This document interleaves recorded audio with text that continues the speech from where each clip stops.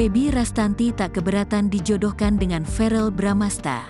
Tanggapan Feby Rastanti dijodohkan dengan Verrell Bramasta, tak keberatan dan minta didoakan yang terbaik. Kedekatan Feby Rastanti dan Verrell Bramasta memang selalu menjadi sorotan. Keduanya bahkan sering dijodoh-jodohkan oleh netizen. Menanggapi kabar tersebut, mantan kekasih Derby Romero mengaku tak keberatan dan tak masalah. Feby tak langsung menepis soal perjodohan itu. Ia memilih untuk menyerahkan asmaranya pada takdir.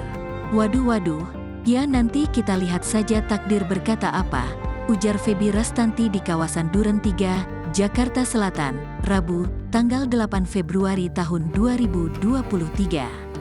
Feby mengatakan selama doa dari warganet baik, ia tak masalah meskipun itu berupa perjodohan dengan Verrell.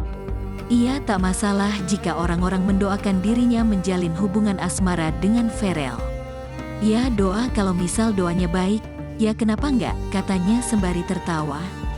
Feby tak merasa keberatan sama sekali ketika belakangan ini namanya kerap disangkut pautkan dengan Verrell Bramasta. Ya maksudnya, aku tidak ada masalah atau keberatan, ungkap Feby. Kalau misal orang-orang mendoakan, selagi doanya baik, tambahnya.